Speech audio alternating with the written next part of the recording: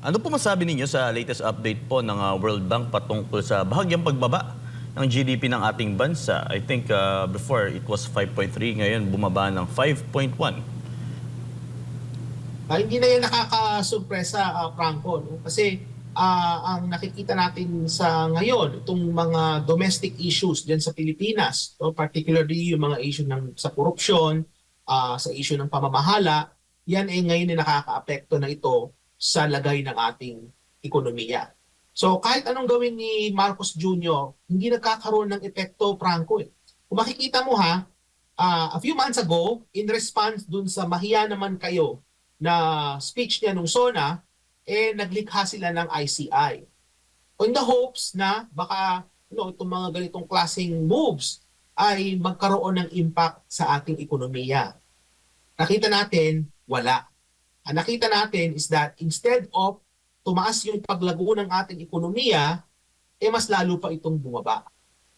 Yung palitan ng piso sa dolyar, makikita natin itong araw na to, Franco, kung titingnan mo yung palitan, pinakamababa, historic lows ang ating palitan. No, pakahina ng piso sa ngayon. Ibig sabihin, mas maraming dolyar na lumalabas kaysa sa pumapasok.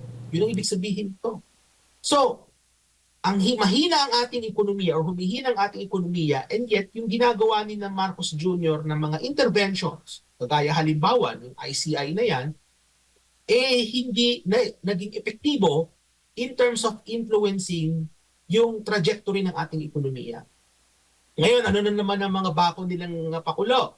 So, meron silang, si Marcos Jr., I think today, or no, I think it was yesterday, sabi niya is yung 4 na priority na mga batas, kagaya halimbawa ng mga political dynasty bill. Sa palagay ba natin, magkakaroon ito ng epekto sa ating ekonomiya? Well, it's hard to tell. But, kung titingnan natin yung mga nangyari nito mga nagdaang buwan, anything na ginagawa nila no, na intervention ay hindi nagkakaroon ng dent sa growth ng ating ekonomiya. Kumbaga hindi nakakaapekto, patuloy pa rin itong bumababa. So, ibig sabihin, hindi mabisa yung kanilang mga ginagawa. No? Yung kanilang mga interventions ay hindi mabisa in terms of trying to arrest the decline ng ating ekonomiya. So, kumbaga, hindi na nakakasurpresa, Franco, no, na ibinaba. In fact, baka nga mas lalo pang ibaba ito ng World Bank sa mga darating pang quarter for as long as ganito yung estado ng pamamahala sa ating bansa. Kasi hindi na ito question ng external forces, Franco. Kasi posible na yung external forces, external factors na nakaka-apekto sa ating ekonomiya. Kagaya ng mga nangyayari sa Estados Unidos, sa mga ibang bansa, sa China, kung saan pa man. Pero baka titingnan mo, Franco, yung ating mga kapitbahay, kagaya ng Vietnam, mataas pa rin ang paglago ng ekonomiya kaysa sa atin. In fact, yung forecast ng World Bank sa mga bansang yan, kagaya ng Vietnam, mas mataas kaysa sa atin. We're exposed to the same shocks, and yet mas mababa yung paglago ng ekonomiya natin, which tells us na what matters here is kung ano yung nangyayari sa loob ng bansa. And unfortunately, yung mga interventions ni Marcos Jr., kagaya yung ICI, kagaya yung mga ginagawa nila ngayon, yung pag-prioritize itong mga batas in the guise of reforms, it remains to be seen kung magiging epektibo ito. Pero sa palagay ko, hindi ito magkakaroon ng significant no, na epekto sa paglago ng ating ekonomiya, Franco. Hindi po ba dapat mabahala na ang ating pamahalaan na kung saan dapat ang i-prioritize na bill ay makatutulong dahil out of 4 priority bills ng ating administrasyon is Anti-Dynasty, Independent Commissions Act, Party List, Citizens Access and Disclosure. Sa 4 na iyon ay wala po tayo nakikita. Tingin nyo na magiging tugon sa tuloy-tuloy na pagbaba ng ating ekonomiya. Tingin nyo po ba medyo nawawala ang focus ng ating pamahalaan kung saan dapat niya tutukan yung mga problema, especially ang ating ekonomiya?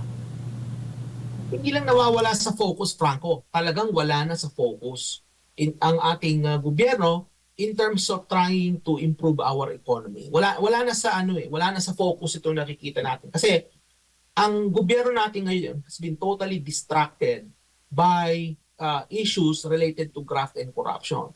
And yung ginagawa nila ng mga interventions na banggit ko nga kanina ay hindi epektibo. Kagaya, halimbawa, Franco, nabanggit mo itong creation ng mga independent commissions na yan. Ano ba ang purpose ng mga independent commission na yan? Mag-iimbestiga. So pag ito'y mag-iimbestiga, magre-recommend sila ng kaso sa ombudsman. Ombudsman pa rin ang magpapile ng kaso sa Sandigan Bayan.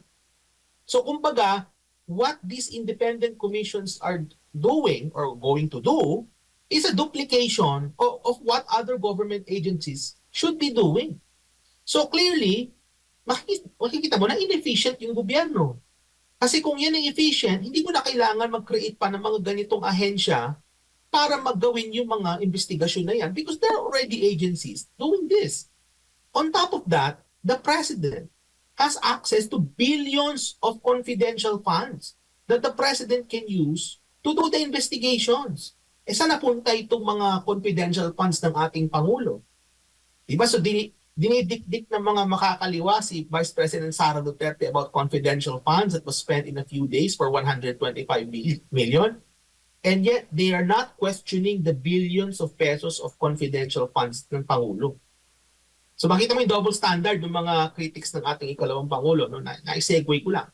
But the point I want to make is, napaka-inefficient ng gobyerno ngayon. Kasi kung ito ay episyente, hindi na kailangan maglikha ng ICI para mangalap ng ebidensya. Ang daming mga opisina. Nandyan ang CIDG, nandyan ang NBI, no? Nandyan ang billion confidential funds ng ating Pangulo, nandyan ang DOJ. Di ba? So, the government has the power, but yet makikita ninyo na hindi nila iniimbestigahan or reluctant sila mag-imbestiga. Baka may nagsasabi sa kanila na huwag imbestigahan. That's why kailangan mag-create ng mga ahensya para kunwari sabihin na ito mag-iimbestiga. But then again, sayang yung pera ng gobyerno ng paglilikha ng mga komisyon na ito when in fact, it's just a duplication of what other agencies should be doing. Kaya nung unang pumutok itong ICI, sabi ko kaagad, alam niyo itong ICI, hindi ito magiging epektibo as an agency kasi this is a duplication of what other agencies are doing. Ang dapat na ginagawa nila pala dyan, Franco, buti nabanggit ko rin, is they have to allocate more funds sa ating judiciary and prosecution service. Kasi kung papasok na itong mga kaso related to flood control at inaasahan nila that there will be, if not hundreds or possibly thousands of people na posibleng kasuhan. Just imagine kung ganun karami ang involved sa mga kaso na ito, ma-overwhelm ang ating Sandigan Bayan. Yung Sandigan Bayan natin, Franco, has 21 presiding justices. There are 21. I think there are 7 divisions. Ang aking suggestion po sa inyo, sana nakikinig kayo sa ating mga taong gobyerno, dagdagan niyo po yung pondo ng Sandigan Bayan. Dagdagan niyo po yung pondo ng DOJ para sa prosecution. Anong ombudsman for that matter? Sorry, yung ombudsman. Dagdagan niyo yung pondo ng ombudsman. Kasi kinakailangan yan para sa speedy resolution itong mga kasong ito para hindi na tayo umabot ng 10 taon kagaya nung sa kaso ng TIDA. So, kumbaga, instead of putting money doon sa creation itong mga independent commissions, palakasin nyo yung mga existing na institutions na meron tayo. Hindi duplication ang solusyon, mga kababayan.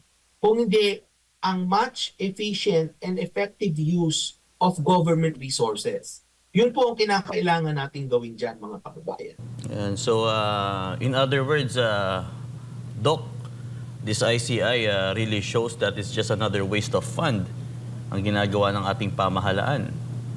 Because we talaga already sayang ang pera dyan, Franco. Sayang talaga. Tingnan mo, sino nang nag-quit dyan? Nag-quit na si Magalong. Nag-quit na si Secretary Babes.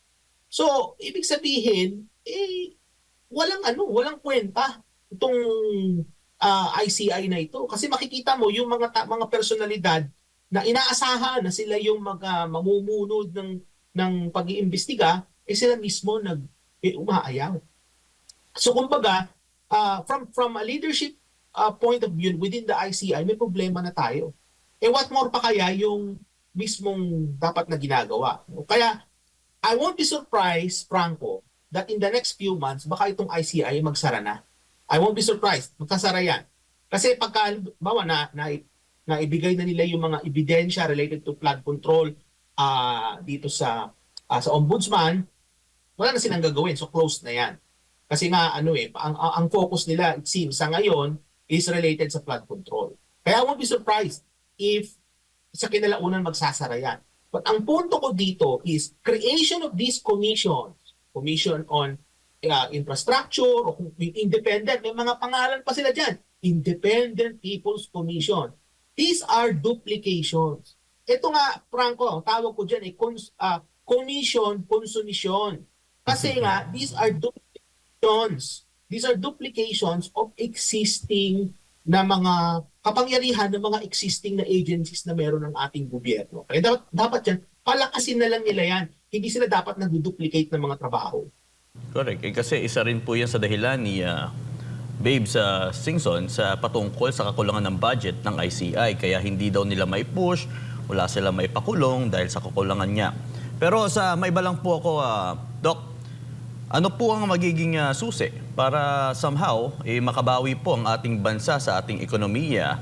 So nakikita naman po natin ang mga factors kung bakit patuloy yung pagbagsak at yung mga sanay magtatayok ng kanilang mga negosyo ay tila negatibo na po. Nega na po sila dahil po sa nangyayari rin pong mga corruption issues.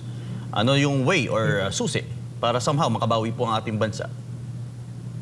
Well, ang pinaka-main issue dito is whether or not our leaders have the political will to enact genuine reforms. Pag sinabing genuine reforms, yung talagang makatotohanan ng reform hindi yung may pinagtatakpan. Kasi sa nakikita natin sa ngayon, may mga investigasyon, pero mayroong mga pinagtatakpan. So, may mga sacred cows. Pag sinabing genuine reform, kailangan, tamaan kung tatamaan, makukulong yung mga dapat makulong. So, kumbaga, walang sinasanto. Kumbaga, ito yung totoong reforma na kinakailangang mangyari sa ating bansa. Pero sa ngayon, hindi po ito nangyayari, mga kababayan. Kasi it seems to me na yung mga ginagawa ng ating gobyerno sa ngayon, merong parang pinoprotektahan. So, may mga kinakasuhan, pero yung mga kinakasuhan, puro mga small fish lang. Kinakailangan natin makasuhan dito yung mga malalaking isda. Yung mga mastermind, ika nga, Franco, yun yung kinakailangan na mapanagot. Hanggat hindi na mapanagot yung mga mastermind at yung sa language nga ni Senator Marcoleta, mga sapsap lang yung nahuhuli natin, hindi magtitiwala ang mga foreign investor na mamuhunan sa ating bansa. Kasi nakikita nila na hindi maganda yung kalidad ng pamamahala. At yung kalidad ng pamamahala, napaka-importante yan in terms of decision ng mga investors kung gusto nilang maglagak ng kanilang mga pera at resources sa isang bansa. So hanggat hindi natin nakikita yung genuine na reforma na kung saan talagang merong totoong accountability na yung mga dapat makulong makulong, yung dapat magpanagot mapanagot, wala pong saysayang ginagawa ni na Marcos Jr. Hanggat hindi natin nakikita na merong aktwal na reforma, totoong reforma na nangyayari ang Franco.